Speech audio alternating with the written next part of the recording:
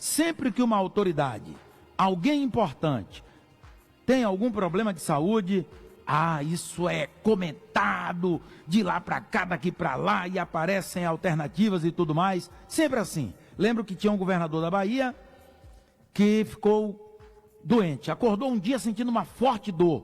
Levaram para o hospital, era próstata.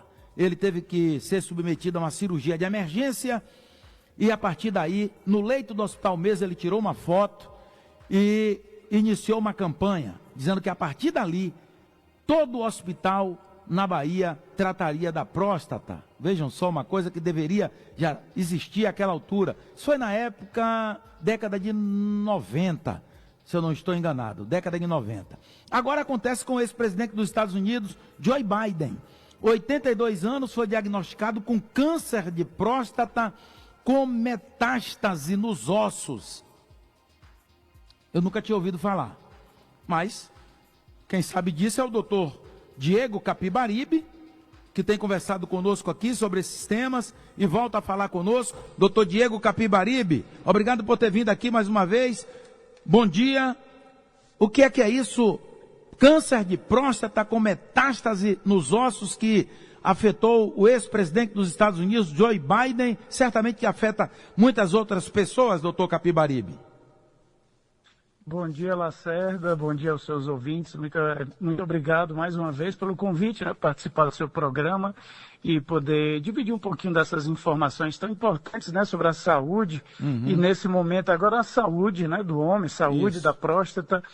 Pegou todo mundo de surpresa esse diagnóstico. Muita gente já questionava na mídia americana, mídia brasileira, o que estava acontecendo com o presidente, e surgiu então essa informação de que ele estava com metástase nos ossos, e muita gente questionou, será que ele já sabia antes das eleições e escondeu do povo? Mas é interessante, na nossa equipe, que é especialista em doenças da próstata, muitos pacientes descobrem que tem problema na próstata com metástase.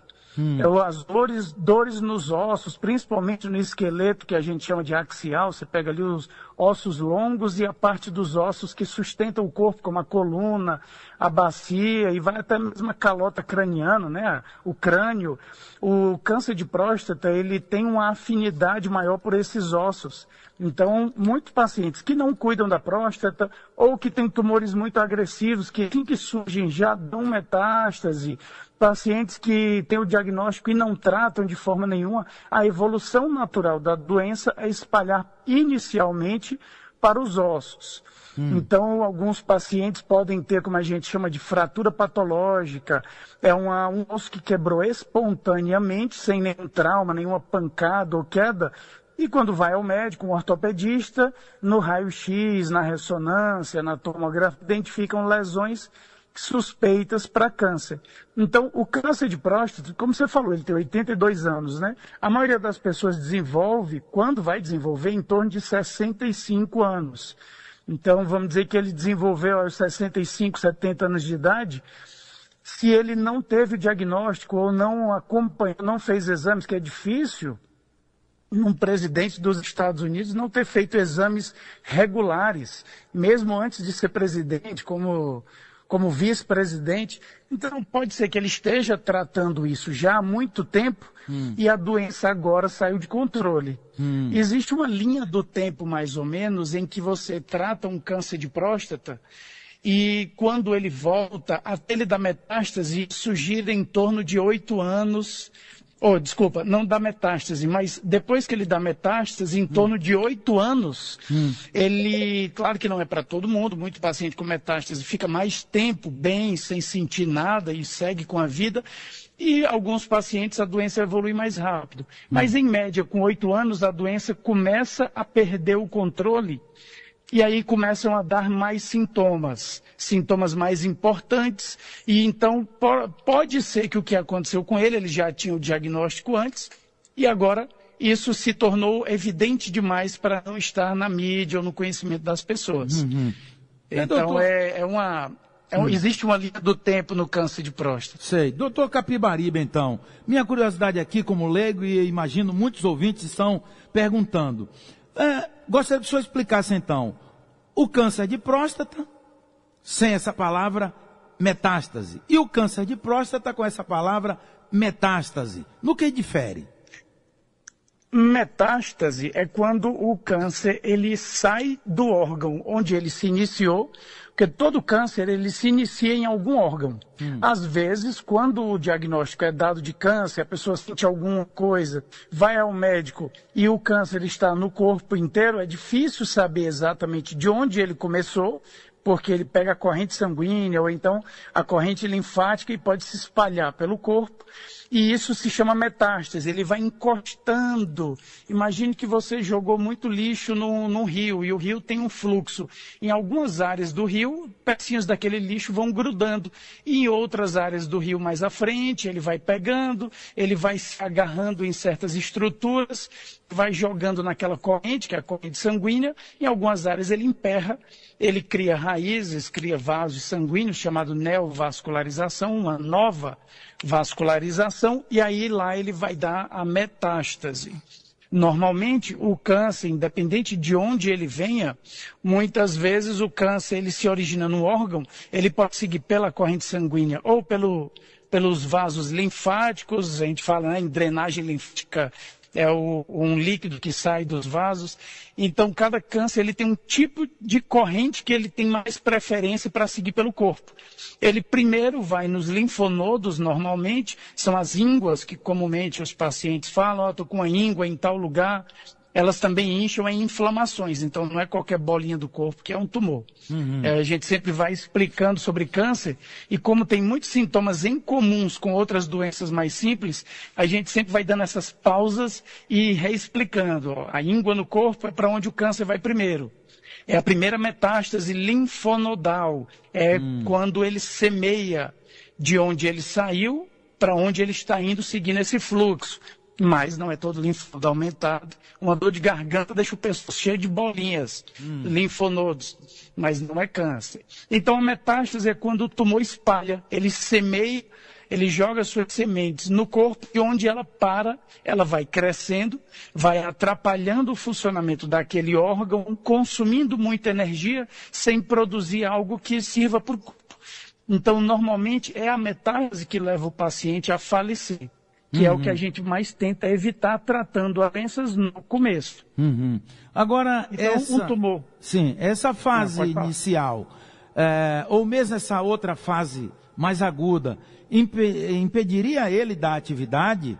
Às vezes ele parecia meio sonolento, assim, cochilava. Isso é do câncer ou pode ser de medicação ou pode ser dele mesmo?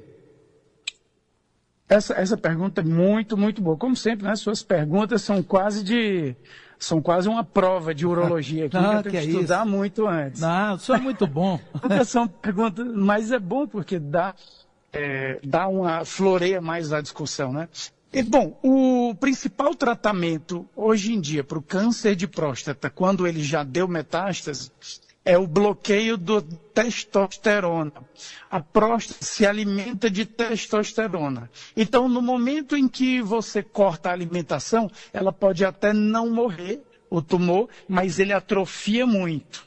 Então, você deixa a doença se tornando crônica. É um tratamento a longo prazo. Para você ter uma ideia, uma pessoa com câncer de próstata, por mais agressivo que seja, com o diagnóstico hoje, ele em 10 anos, se a doença foi inicial no tratamento, em 10 anos ele tem mais de 95% de chance de estar vivo. Então é uma doença que cresce lentamente, mesmo os casos mais agressivos.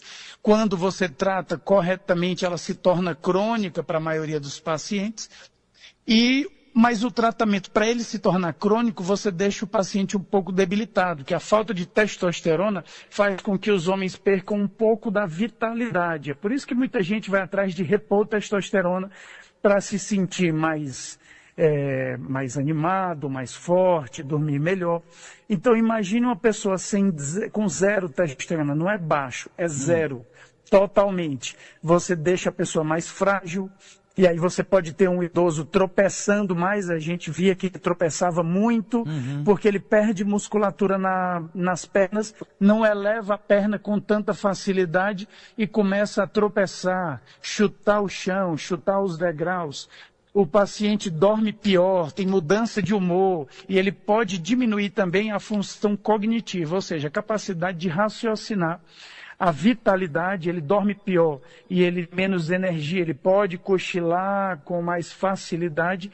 Então existe sim a possibilidade de ele já ter o diagnóstico há muito tempo e só ninguém saber, de a doença não ter sido diagnosticada agora, mas agora ela ter se tornado tão evidente que acharam por bem avisar a população. Mas é uma doença que demora muito até chegar nesse estágio. O diagnóstico é relativamente fácil. Um exame de toque retal, um exame de PSA, uma ressonância magnética que tem em toda esquina hoje em dia, principalmente nos Estados Unidos, você tem um diagnóstico. Então, a sonolência dele, a fraqueza, dificuldade de raciocínio, pode sim ser um dos sintomas colaterais, não da doença em específico, mas do tratamento dele. Não é todo mundo que fica daquela forma, mas muitas pessoas podem sentir sintomas como que ele apresentou. Doutor Diego Capibaribe, aí vem uma curiosidade nas rodas aqui de conversa entre nós homens, todo mundo fala disso. Inclusive um fica perguntando para o outro, principalmente para quem faz tratamento de próstata.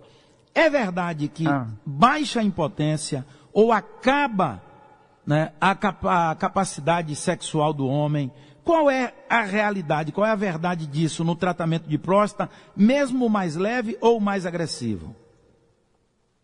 Bom, o tratamento da próstata, ele é bem complexo. Pode ser problemas benignos ou malignos. Nas doenças benignas, muito raramente, mas bem raramente, você pode ter alguma alteração na função sexual, porque o tratamento é sempre na parte central dela, a parte que causa obstrução e dá todos aqueles sintomas de próstata que a gente conhece. E os nervos que vão para a ereção ficam na periferia, ficam colados na parte externa da próstata. Quando você trata um câncer de próstata, seja por radioterapia ou cirurgia, você precisa tratar a próstata inteira, você não trata só o miolo dela. Então você precisa remover ela inteira ou atingir ela inteira, e isso inclui os nervos que ficam abraçados na próstata. Imagina os nervos que vão para a ereção, imagine que se a próstata fosse uma maçã e você segura ela com as duas mãos, uma maçã grande, você segura ela com as duas mãos, uma de cada lado. As suas mãos seriam os nervos que vão para a ereção e a maçã seria a próstata. E a parte do talo, a parte central, seria o canal por onde a urina passa. Então isso mostra mais ou menos como ficam os nervos na próstata, que se você vai tratar por ela estar com uma doença maligna, você tem que tirar a maçã inteira da sua mão. Se você vai tratar por um problema benigno, que está apertando ali o talo, a parte da semente da maçã, seria por onde passa o canal urinário, você faria só um furo no meio da maçã. Então não chega nem perto das mãos. Não teria como machucar. Por isso que é muito raro, na doença benigna, ter problema de ereção.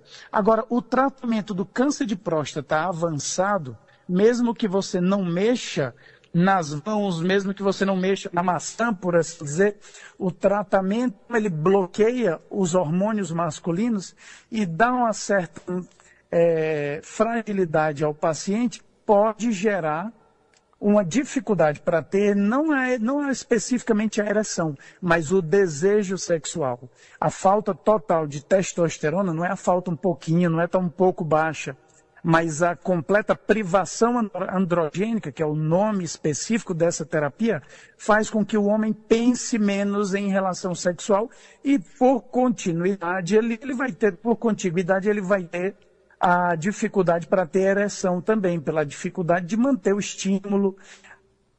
O humor do homem fica mais alterado quando ele faz um bloqueio hormonal, ele dorme pior, ele tem uma fragilidade muscular, então o ato sexual se torna não só menos atrativo para ele, como também mais difícil. Tem tratamentos para câncer de próstata avançado em que a gente bloqueia o hormônio, o paciente mostra um PSA, que é aquele exame que vê o nível de câncer na próstata, ele baixa quase zero, a doença não foi embora, mas está completamente dormindo, a gente tira o bloqueio, aí a testosterona dele sobe, ele passa meses se sentindo bem, o PSA começa a subir de novo, aí a gente bloqueia mais uma vez, chamado tratamento intermitente, para dar ao homem uma recuperação da musculatura, da força nos ossos, do bem-estar, enquanto a gente vai manuseando, porque muitos cânceres de próstata, eles terminam se tornando doenças crônicas e não aquela coisa tão agressiva e aguda de a pessoa perguntar quantos meses tem de vida. No câncer de próstata a gente fala muito em anos e às vezes até em décadas. Uhum. Pois é, interessante esse esclarecimento, porque esse é um ponto de muita discussão, muito debate entre as pessoas fora aí do ambiente do consultório. Eu não sei, na Bahia tinha um médico chamado, oh meu Deus, como era o nome dele? Doutor Edmar. Ele era, rapaz, agora me falhou, faz muitos anos, ele já nos deixou.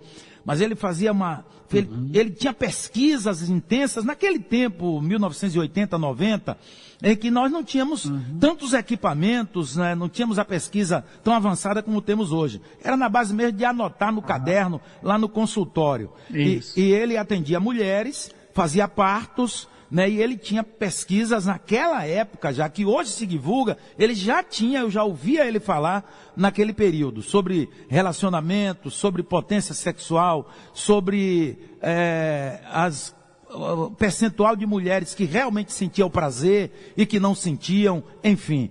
Aí, o senhor tem ideia de, por exemplo, casais que se desfazem por causa de uma doença na próstata do homem? Isso chega ao consultório ou não?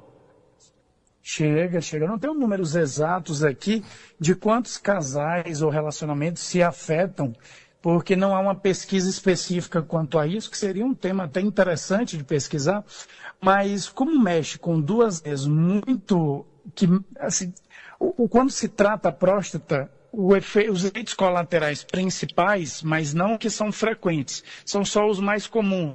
A impotência e a incontinência urinária mexem com a masculinidade e a autonomia do homem.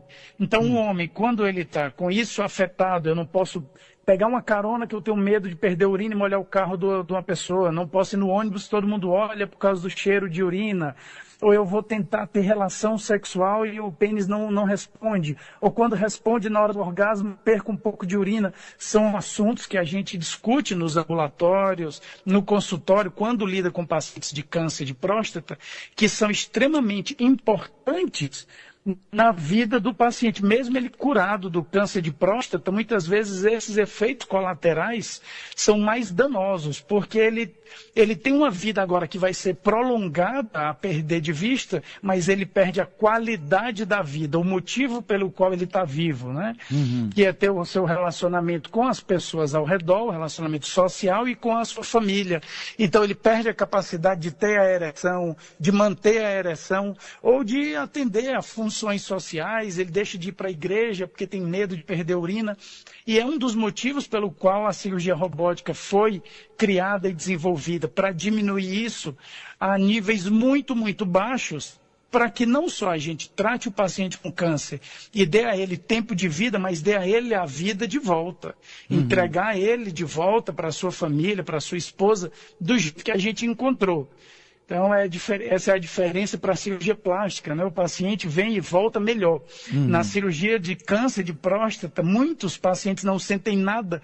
E até quando eu entrego ele de volta exatamente igual como eu encontrei, ainda tem uma cicatriz ali. Então, nunca ele volta 100%, mas a gente tenta sempre deixar o mais próximo do ideal.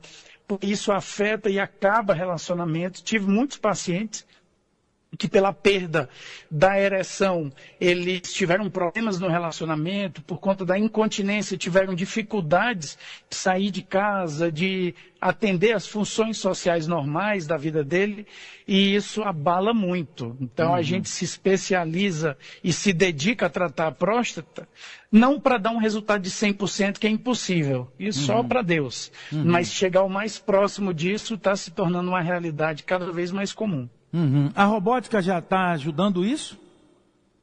Já, a robótica, ela foi para ela. Hoje em dia, 60% das cirurgias robóticas no mundo são realizadas pela urologia, que é a minha especialidade, no tratamento da próstata. Quase todos os hospitais que têm robótica têm como carro-chefe a urologia e o tratamento da próstata, que é onde você vê o maior benefício, pela delicadeza com que a gente trata naquela analogia das mãos abraçando uma maçã, ele trata de forma a remover aquela maçã da maneira mais delicada possível para não machucar as mãos. Então, os pacientes podem ter, em alguns trabalhos científicos, até 90% de chance de manter uma ereção, quando eles tinham a ereção normal antes, até 90% de chance de manter a ereção ou de recuperar totalmente. A chance de ficar incontinente a gente consegue diminuir a menos de 1%. Na grande maioria dos casos, ou seja, praticamente todo mundo recupera ou nem perde a continência, nem que seja por um período curto. E isso vai se tornando, tem serviços no mundo inteiro que eu já visitei, cada um tem uma técnica específica para fazer isso. E hoje em dia, com a facilidade de trocar informações, a gente vai acumulando essas experiências mundiais para entregar aos pacientes, principalmente na robótica, os melhores resultados possíveis. Aí é um dinheiro bem gasto, né? Vale a pena, né? Vale, porque a robótica não é barata, mas caro é aquilo que a gente compra e não serve para nada, né? Exatamente. Eu tenho dito sempre, caro é o que não te dá retorno algum, ou não dá o retorno necessário ou desejado. Aí fica pelo meio do caminho. Isso. Aí é caro. Pois é, o resto é custo ou investimento, né? Exatamente. Então, mais caro mesmo é quando você não tem aquilo só de volta. Então, graças a Deus, inclusive no Sul, cada vez mais é lento, mas cada vez mais o robô vai se tornando parte do dia a dia. Se Deus quiser, num futuro, quando isso for realmente implantado a nível de Brasil, entregar não só para quem tem condição de pagar, mas para todo mundo no Brasil, a oportunidade de se tratar e não sair com sequelas tão terríveis. Porque é muito fácil só curar o câncer de próstata quando ele está inicial. É quase fácil em comparação com outros tumores. Mas entregar o paciente em boas condições de volta para casa, aí isso que é o difícil. Esse é o próximo passo nessa evolução. Que bom que o senhor diz isso e incrível é como as autoridades, elas são lentas de entender que se tratassem na prevenção e se dessem avanço nesses equipamentos, o Estado economizaria. E a saúde com certeza, da população seria uma saúde melhor. É incrível isso. Por exemplo, tem algumas vacinas que eu não consigo entender. Assim, caro para mim, mas para o governo não. Que se ele desse essas vacinas, ele faria um serviço de prevenção. Por exemplo, as pessoas morrem, geralmente depois de internadas, por alguma cirurgia e tudo mais, por pneumonia. Né? Muita gente sai de casa com pneumonia. E por que não a vacina? Para prevenir isso. É caro. Caro para mim. Para o governo, não. Eu acho que seria para o governo melhor até prevenir do que gastar depois ou virar essa confusão, ter que judicializar para dar uma atenção, um atendimento a um paciente. Que bom. A gente, no mundo inteiro, cada país tem uma forma de lidar com a saúde da sua população e a gente tem muitos exemplos que vão mostrando os caminhos reais os quais a medicina deve percorrer. E a prevenção é unânime, que a prevenção é muito mais importante do que o tratamento, muito mais. Você evitar que a pessoa fique doente, você não precisa lidar nem com a doença e nem mesmo com as consequências, sequelas. A vacina no Covid, por mais que ela tenha causado um ou outro paciente danos à saúde dele, foi nítido perceber que a população simplesmente parou de morrer de Covid, né? Então, evitar a doença, no câncer de próstata não dá para evitar, é diferente, né? No câncer de próstata, os principais fatores de risco são quem vive muito, quem tem a pele negra e quem tem histórico na família. Então, a gente não fala tanto em prevenção do câncer de próstata, a gente fala em identificação precoce, diagnóstico precoce, o acesso das pessoas a um médico que possa identificar a doença bem no começo para que ela não vá rumo ao que aconteceu, inclusive com o presidente dos Estados Unidos. Então, é uma doença que acomete 17% da população. 1 em cada 6 homens vão ter ao longo da vida câncer de próstata. Então, é uma preocupação a nível nacional. Que outra doença você sabe que acomete 1 em cada 6, 7 pacientes, 7 pessoas, homens, que você... Então, é importante. Por isso que existe um mês específico. É verdade. E quase 100% de chance de cura quando é no começo. E segundo a estatística, é o segundo mais comum entre os homens, atrás apenas do câncer de pele, melanoma, né? Cerca de 75%. Não melanoma.